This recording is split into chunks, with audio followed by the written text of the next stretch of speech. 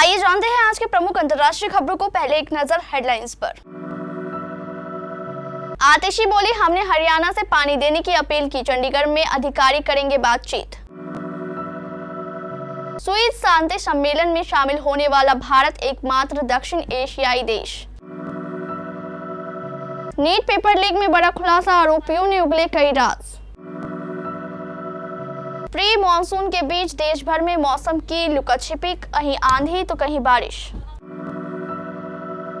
Kuwait आग त्रासदी में कई भारतीयों की गई जान, भारत आने की तैयारी। हमास के बाद अब हिजबुल्लाह की पारी, अमेरिका की हां के बाद इजराइल लेगा एक्शन। पुतिन ने युद्ध खत्म करने के लिए रखी शर्तें।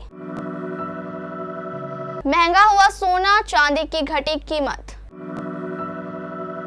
थिएटर्स में फिर गूंजेगी भारत माता की जय, सनी देओल की बॉर्डर 2 इस दिन होगी रिलीज। और यूएसए और अफगानिस्तान समेत इन टीमों ने सुपर 8 में किया क्वालिफाई। दिल्ली में पानी का संकट गहराता जा रहा है। कई इलाकों में दिल्ली वासियों को पानी की कमी से जूझना पड़ रहा है। इसे देखते हुए दिल्ली सरकार में मंत्री आतिशी ने आपातकालीन बैठक बुलाई। बैठक में दिल्ली में पानी की समस्या को लेकर समीक्षा की गई। इसमें दिल्ली जल बोर्ड के बड़े अधिकारी शामिल थे। आतिशी ने कहा कि दिल्ली के कई इलाकों में पानी की कमी बरकरार है। दिल्ली में पानी की सप्लाई में लगातार कमी बनी हुई है। वजीराबाद तालाब में पानी खत्म हो गया है। मूनक नहर में भी पानी की कमी चल रही है। पानी की कमी के चलते वाटर ट्रीटमेंट प्लांट में भी पानी का कम प्रोडक्शन हो रहा है। दिल्ली में करीब 70 MGD पानी का उत्पादन कम हो रहा है। बवाना नांगलोई में बोरवेल के जरिए पानी की सप्लाई की जा रही है। टैंकर की ट्रिप्स बढ़ाई गई है। 10 MGD पानी टैंकर के जरिए मुहैया कराया जा रहा है। आने वाले दिनों में टैंकर की संख्या बढ़ाई जाएगी। यमुना अपर बोर्ड की बैठक में कोई समाधान नहीं निकला है।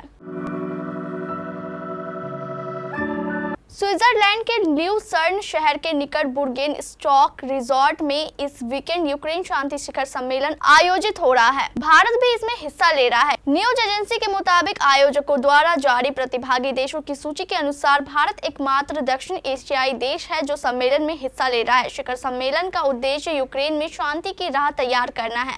कुल 90 से अधिक देशों ने शिखर सम्मेलन में अपनी भागीदारी की पुष्टि की। इसमें आधे यूरोप से हैं। संयुक्त राष्ट्र सहित कई संगठन भी सम्मेलन में शामिल होंगे। रूस को आमंत्रित नहीं किया गया है, जबकि चीन और पाकिस्तान अपनी मर्जी से वार्ता में शामिल नहीं होंगे। नीट पेपर लीक मामले में बड़ा खुलासा सामने आया है। कथित गड़बड़ी की जांच के लिए गठित एजेंसी की विशेष जांच टीम SIT ने अब तक 14 लोगों को गिरफ्तार किया है।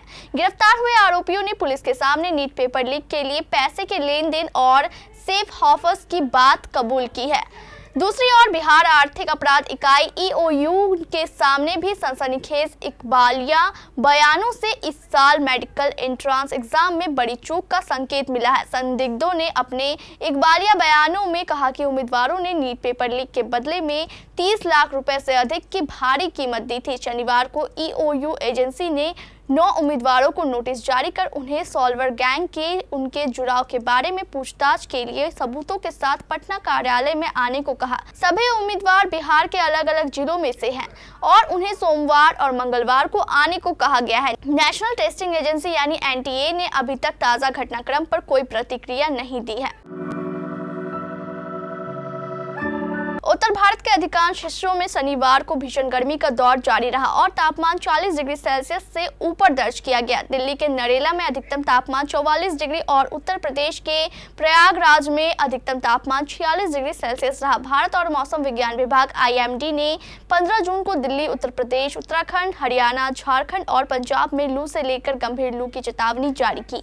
इसके अलावा IMD ने कहा कि आज जम्मू, हिमाचल प्रदेश, पश्चिम बंगाल और बिहार में लू चलने की संभावना है। इससे पहले शुक्रवार को IMD ने कहा था कि दक्षिण पश्चिम मॉनसून अगले 4 दिनों में बिहार, आंध्र प्रदेश, छत्तीसगढ़, उड़ीसा और पश्चिम बंगाल जैसे राज्यों में आगे बढ़ने वाला है। मौसम बुलेटिन के अनुसार हिमाचल प्रदेश और जम्मू संभाग में आने वाले सोमवार तक, मध्य प्रदेश में रविवार तक और छत्तीसगढ़ में आज लू चलने की संभावना थी।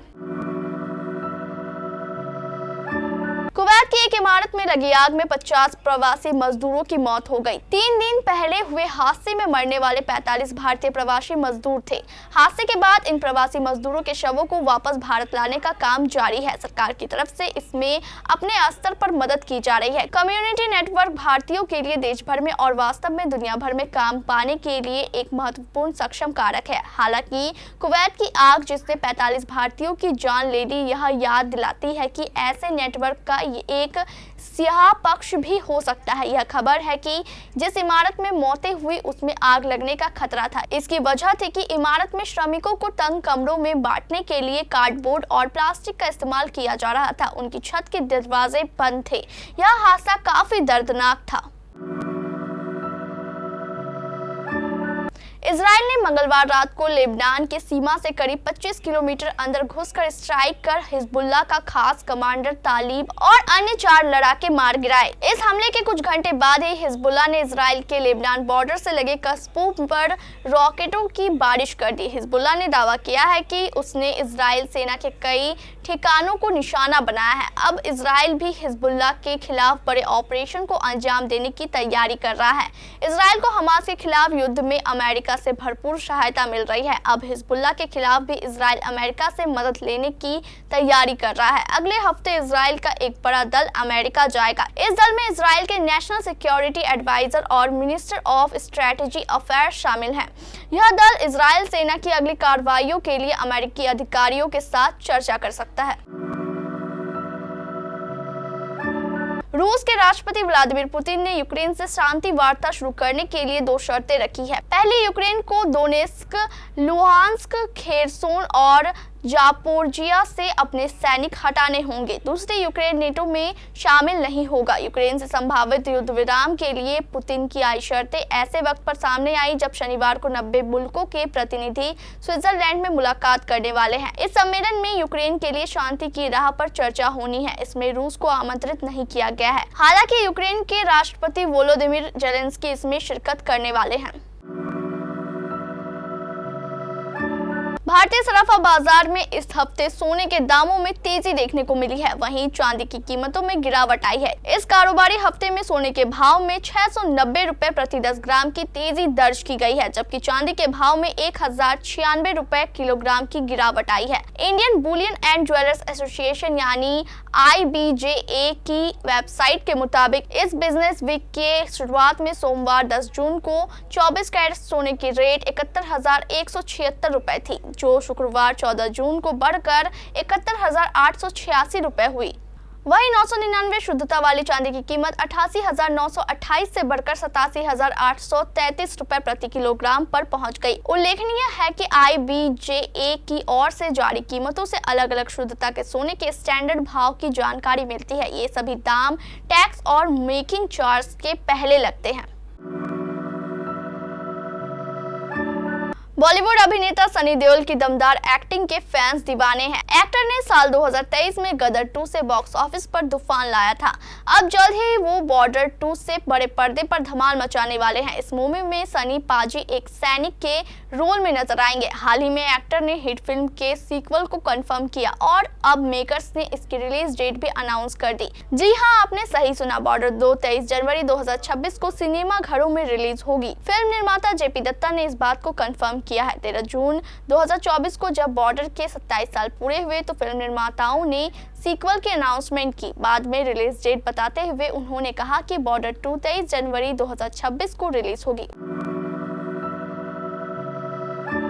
2024 T20 वर्ल्ड कप में अब लीग स्टेज के मुकाबले समाप्त होने वाले हैं। फटाफट क्रिकेट के इस महाकुंभ में कुल 20 टीमों ने हिस्सा लिया था। इसमें से अब 8 टीमें ही अगले राउंड यानी सुपर 8 में प्रवेश करेगी। अभी तक भारत, अफगानिस्तान, USA, दक्षिण अफ्रीका, ऑस्ट्रेलिया और वेस्टइंडीज की टीमें 2024 T20 वर्ल्ड कप के सुपर 8 में प्रवेश कर चुकी है। पाकिस्तान, श्रीलंका और न्यूजीलैंड जैसी बड़ी टीमें 2024 T20 वर्ल्ड कप के लिए लीग स्टेज से ही बाहर हो गई है।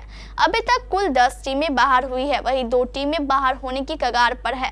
Pakistan, Sri Lanka, New Zealand, Nepal, Uganda, Papua New Guinea, Oman, Namibia, Canada और आयरलैंड की टीमें बाहर हो चुकी है। ताज़ा समीकरण के मुताबिक नीदरलैंड और स्कॉटलैंड का भी सुपर 8 में प्रवेश कर पाना मुश्किल दिख रहा है।